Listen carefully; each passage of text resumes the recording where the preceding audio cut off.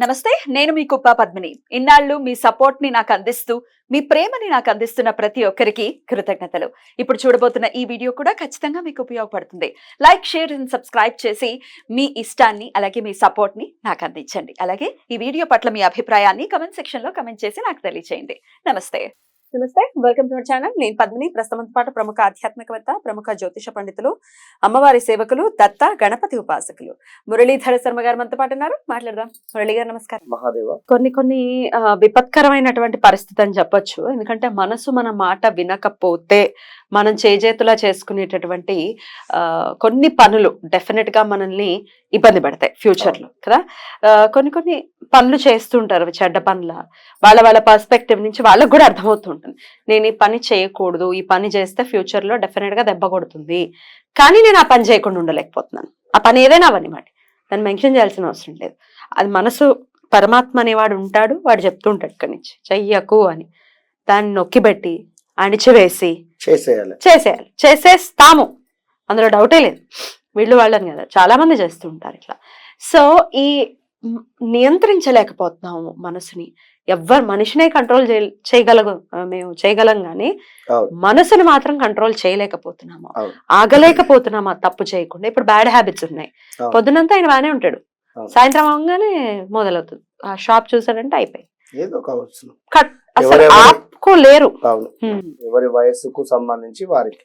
Yeah, exactly.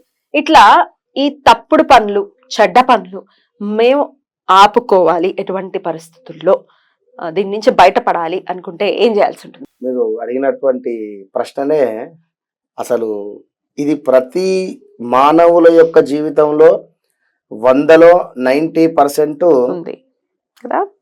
ప్రతి ఒక్కరికి option లేదు, ఉండేటువంటి పరిస్థితి. వస్తూ ఉంటాయి మీకు కాల్స్, ఒప్పుకుంటూ ఉంటారా ఈ తప్పులు జరిగాయని? మీరు డేట్ ఆఫ్ బర్త్ చూసిన తర్వాత తెలుస్తుందా మీరు తప్పు చేశారు అని? అబ్బో, ఖచ్చితంగా క్లియర్ గా అడుగుతా.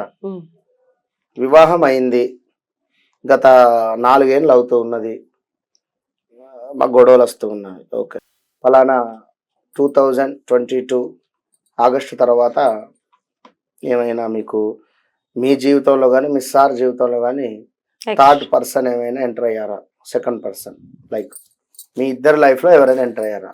ఇంతే కదా, సింపుల్. నాకు అర్థమైపోతుంది. వేరే కొన్ని ఏళ్ళ నుండి పరిచయం ఉండేటువంటి ఆయన, బట్ జస్ట్ ఒక్కసారి మాట్లాడాను అంతే. 2 సార్లు మాట్లాడాను. ఈ 2 సార్లు మాట్లాడినందుకు మా రిలేటివ్స్ ఎవరో చూసి ఉన్నారు. ఇది నేను ఎప్పుడు కొంత లేటుగా వచ్చినా లేదా ఇంకా లైక్ ఇంకేదైనా ఉన్నా కూడా మాకు కొంత ఇబ్బందికరంగానే మారుతుంది పరిస్థితులు. ఇప్పుడు ఒకసారి ఒక ముద్ర పడింది, మళ్ళీ అది చెరిపి మరొక ముద్ర రావాలంటే సమయం పడుతుంది.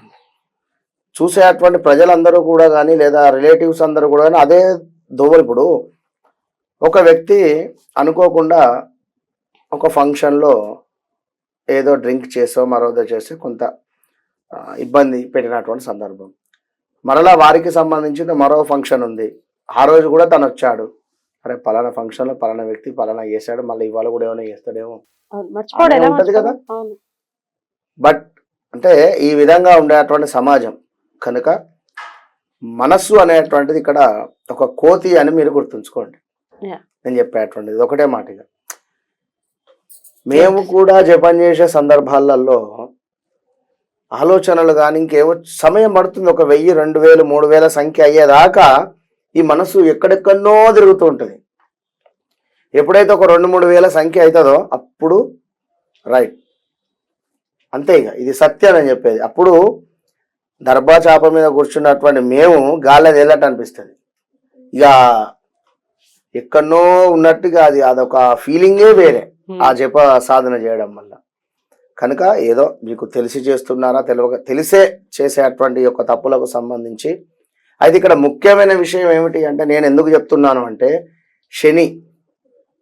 శని భగవానుడు అనేటువంటిది కానీ మన జాతకంలో 8వ స్థానం కానీ 6 కానీ 8 కానీ శని యొక్క పీరియడ్ నడుస్తూ ఉన్న మాత్రమే ఈ విధంగా అవుతుంది. చెడ్డ పనులు మనం తెలిసి కూడా చేసేటువంటి పరిస్థితి. ఇది మాత్రం గుర్తుంచుకోండి, ఒకటే మాట. కనుక అప్పుడు ఏం చేయాలి? జాతకంలో ఒక్కసారి ఇలాంటి సిచ్యువేషన్ జరుగుతుందా, శని భగవానుడు 12లో ఉన్నాడా? నిజంగా చెప్తున్నా అమ్మా నేను ఇది. శని భగవానుడు 12లో నీచబడి ఉన్నాడు. తన లగ్నం ధనస్సు. నీచబడ్డాడంటే మేషంలో ఎలాగో నీచబడతాడు, వృచ్చికంలో కూడా కొంత పవర్ కోల్పోయినట్టే. అన్న మీరేమైనా ఈ మధ్యలో కొంత పరస్త్రీ వ్యామోహం వైపుగా ఏమైనా మళ్ళినట్టుగా నాకు అనిపిస్తుంది. నీకేం తెలుసు తమ్ముడు? నిజంగానే షాక్ అయింది, చాలా షాక్. ఇందరా ఇది జరిగింది, లైవ్ లో జరిగినటువంటి పరిస్థితి తెలిసిపోతుంది అట్లా. కనుక ఏ గ్రహం ఎక్కడ ఉంటే ఎలాంటి పరిస్థితి అనేటువంటిది ఆ సబ్జెక్ట్ అది, ప్లస్ మన సాధన. కనుక అయితే ఇక్కడ మనం ఎక్కడికో వెళ్ళిపోయాను పాపం. కనుక ఇక వారు ఎవరు ఎక్కడో పేర్లు ఏం చెప్పలేదు కానీ అలా పరిస్థితి ఉంటుంది. కనుక చెడ్డ పని చేస్తున్నటువంటి సందర్భంలో కేవలము ఆంజనేయ స్వామి ఒక్కడే మనల్ని కాపాడేటువంటి. కనుక నో ఆప్షన్. కనుక మనం ఏం చేయాలి అంటే ఖచ్చితంగా కూడా రెడ్ బూందీ ఉంటుంది కదా, భవానీ మిక్చర్ ఎక్సలెంట్ గా, అంటే ఆ పేరు చెప్తున్నాను కాదు కానీ ఎక్సలెంట్ ఉండదు ఆ కాలంలో. ఆ లాల్ రెడ్ కలర్ లో ఉండేటువంటి మిక్చర్ ను ఒకటి, అదే దీంతో పాటుగా ఇంకొకటి రిపీట్ సింధూర్, అదే విధంగా రెడ్ దారం లైక్ ఇట్లాంటిది. ఇది రెడ్ కలర్ బూందీ కావచ్చును, అదే విధంగా సింధూరు కావచ్చును, అదే విధంగా రెడ్ కలరు త్రాడు కావచ్చును. వీటన్నింటినీ కూడా చక్కగా దేవాలయానికి వెళ్ళి ఆంజనేయ స్వామికి సంబంధించినటువంటి దేవాలయం మళ్ళా సపరేట్ గా ఉండాలి, గుర్తుంచుకోండి. అంటే కొన్ని దేవాలయాల్లో రాముల వారు ఉంటారు, వారికి ఆపోజిట్ లో ఆంజనేయ స్వామి వారు ఉంటారు. అలాంటిది కాకుండా సపరేట్ గా ఆంజనేయ స్వామి, పంచముఖ ఆంజనేయ స్వామి కానీ, ఇప్పుడు తాళబంది ఉంది, అట్లా ఆంజనేయ స్వామి దేవస్థానం ఉండేటువంటిది. మీరు వెళ్ళి ధ్వజస్తంభం వద్ద కూర్చోండి, ఇవన్నీ పట్టుకొని ధ్వజస్తంభం వద్ద కూర్చొని ఇంకా కూడా ఆంజనేయాయ విద్మహే వాయుపుత్రాయ ధీమహి తన్నో హనుమ ప్రచోదయాత్, ఆంజనేయాయ విద్మహే వాయుపుత్రాయ ధీమహి తన్నో హనుమ ప్రచోదయాత్ 108 సార్లు 21 రోజులు.